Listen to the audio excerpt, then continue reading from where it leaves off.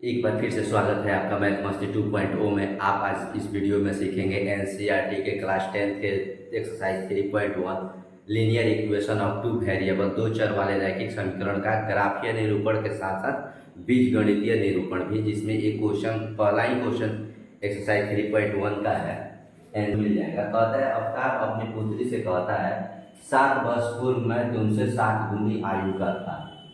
अब से इतना को पहले हम लोग हल कर देते हैं, ठीक है ना। 7 वर्ष पूर्व कहता है मैं तुमसे 7 गुनी आयु का था, तो अवतार कहता है, तो माना कि, ठीक है ना, मान करके बनाएंगे। माना कि अवतार की उम्र, अवतार की आयु बराबर x, ठीक है। इसको हमने x मान लिया। अब पुत्री की आयु, अवतार की पुत्री की आयु, इसको भी हम लोगों ने मान लिया y, ठीक है ना। कहता था अवतार की पुत्री, अवतार अपनी पुत्री से कहता है 7 वर्ष पूर्व मैं तुमसे 7 गुनी आयु का था। प्रश्न से क्या कह रहा है, ध्यान देने वाली बात है। प्रश्न से 7 वर्ष पूर्व, 7 वर्ष पूर्व, 7 वर्ष पूर्व कहने का मतलब कि आज से 7 साल पहले, तो 7 साल पहले अवतार का उम्र, का आयु, अब क्या हो जाएगा, जो x हम लोग माने थे उसमें से -7 कर लेंगे, 7 साल घटा लेंगे 7 साल पहले का। पुत्री का आयु, पुत्री की आयु y हम लोग माने थे, तो y -7। अब आगे बढ़ते हैं कि 7 गुनी आयु का था। 7 वर्ष पूर्व इसके पुत्री की आयु का 7 गुनी था, ठीक है ना। पुनः प्रश्न से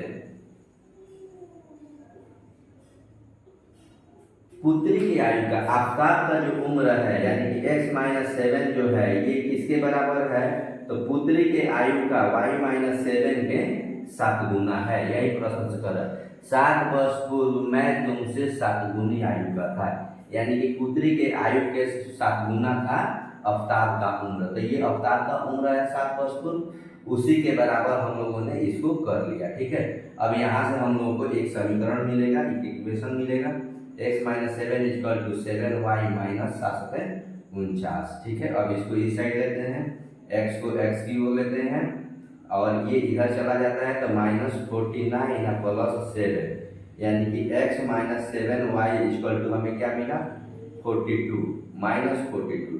ये हम लोग का पहला समीकरण मिल गया, ठीक है ना। ये बीजगणितीय रूप में, ठीक है। आगे हम लोग पढ़ेंगे अब से 3 वर्ष बाद मैं तुमसे केवल 3 गुनी आयु का रह जाऊंगा, इस स्थिति को बीजगणितीय एवं ग्राफीय रूपों में व्यक्त कीजिए।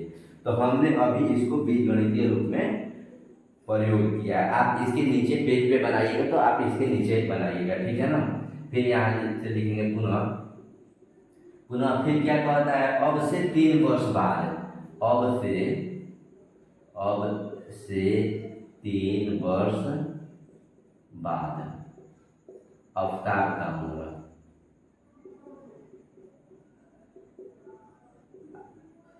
अवतार का आयु, यानी कि x+3 बाद में कह रहा है, आज से 3 साल बाद की बात हो रही है, तो बाद की जब बात होगी तो हम उसमें जोड़ देंगे, जितना बात होगा उसको हम लोग जोड़ दिए 3 साल बाद, ठीक है। अवतार का उम्र हो गया x+3, अवतार की पुत्री की आयु, ठीक है ना, अवतार की पुत्री की आयु बराबर क्या हो जाएगा, y+3। हम लोग इसे मानेंगे तो इसे हम लोग लिख सकते हैं, माना कि अवतार की वर्तमान आयु, यहाँ पे लिख सकते हैं वर्तमान आयु, ठीक है ना। इसको भी हम लोग वर्तमान आयु बना लेंगे, पुत्री की आयु। अब हम लोग फिर से देखते हैं प्रश्न से क्या कहता है।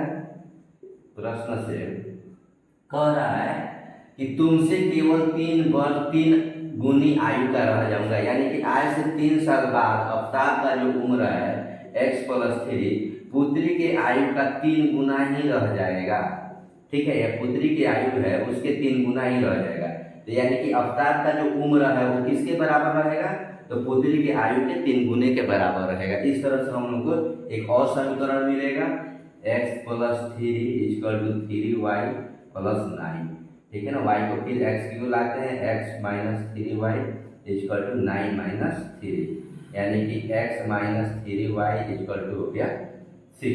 ठीक है, ये समीकरण दूसरा हो गया। ठीक है, इस तरह से हम लोग का बीजगणितीय रूप में हो गया x minus 3y equal to 6, और ये मिला हुआ है पहला समीकरण जो है x minus 7y equal to minus 42। ये हम लोग का पहला समीकरण प्राप्त हुआ है। अब इन दोनों समीकरणों को हम लोग ग्राफीय रूप में निरूपण करेंगे। आइए हम इन दोनों समीकरणों को ग्राफीय रूप में निरूपण करते हैं। इसको समीकरण एक से ठीक है, समीकरण x एक क्या है, x minus 7y equal to minus 42, ये समीकरण अपना एक है।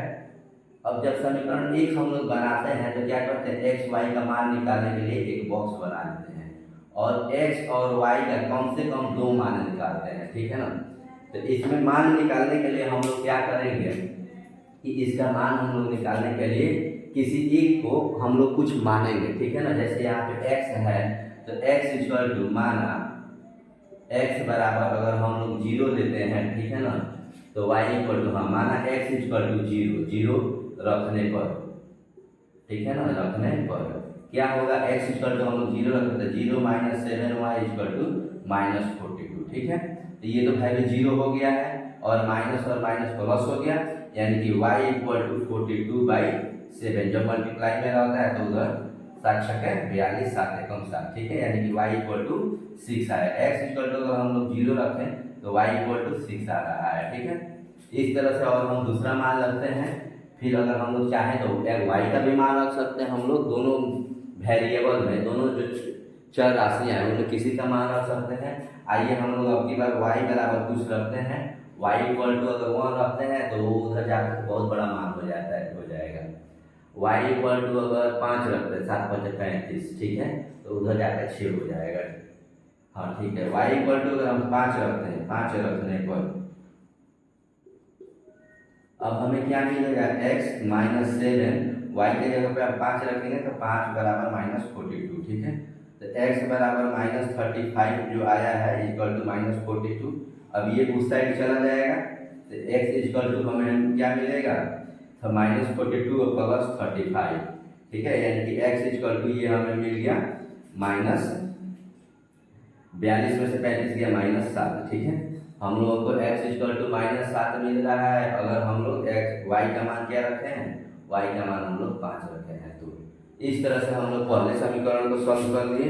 अब आइए हम लोग दूसरे समीकरण को सॉल्व करते हैं और लिखते हैं समीकरण 2 से। ठीक है, समीकरण 2 में क्या दिया हुआ है, x minus 3y equal to 6। ठीक है, समीकरण 2 का मान ये है।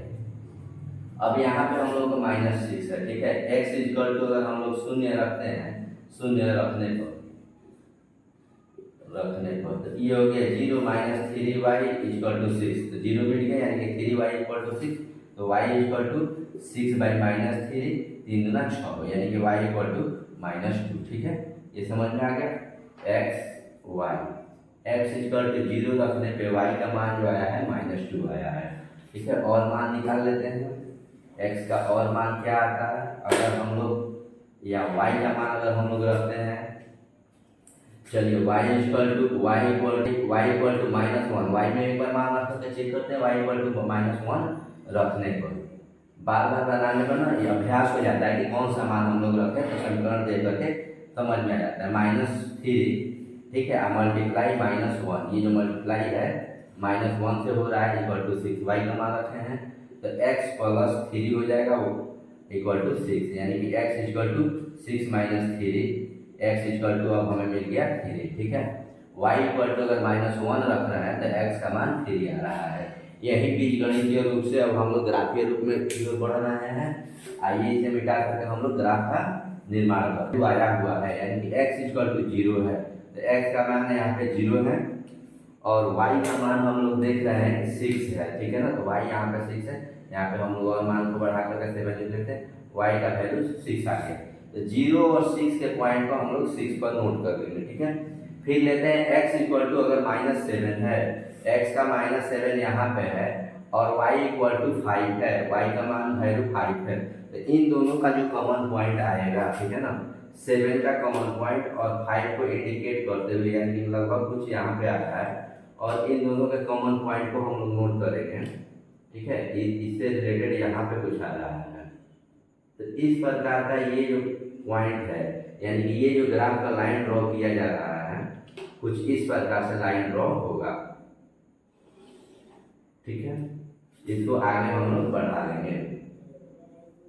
कुछ इस प्रकार से ये इक्वेशन हम लोगों को मिला जो था, इसको यहाँ पे लिख लेंगे हम लोग 0 और 6 है, और ये वाला पॉइंट जो है -7 और 5 वाला पॉइंट है। ठीक है, इस इक्वेशन को हम लोग नोट कर लेंगे। इस इक्वेशन को हम लिख देंगे, कौन सा इक्वेशन था, पहला इक्वेशन था, लेकिन इस इक्वेशन पे x माइनस वाई का वैल्यू लिखा रहता है। ठीक है, आइए अब इक्वेशन 2 को समझते हैं। ठीक है ना, इक्वेशन 2 क्या कह रहा है, x = 0, तो x में 0 का मान माने यहाँ पे y = -2, तो यहाँ पे यही पॉइंट रहेगा। ठीक है, अब देखते हैं x = 3, तो x = 3 यहाँ पे है और y = -1 यहाँ पे, यानी कि इन दोनों का कॉमन पॉइंट यहाँ पे और यहाँ पे आ रहा है। कुछ इस प्रकार से कॉमन पॉइंट आ रहा है, तो इन दोनों के कॉमन पॉइंट से हम लोग एक लाइन ड्रॉ करेंगे।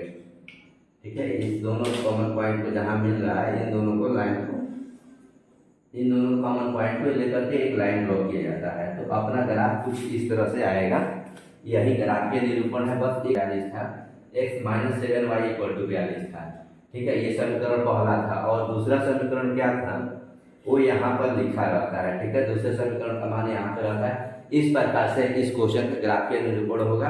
अगर ये वीडियो इन्फॉर्मेटिव लग रही हो तो आप इस वीडियो को ज़्यादा से ज़्यादा शेयर कीजिए। ज्ञान बांटने से ज्ञान बढ़ता है। आप इस ज्ञान को ज़्यादा से ज़्यादा अपने फ्रेंड सर्कल में, व्हाट्सएप ग्रुप में फैलाइए।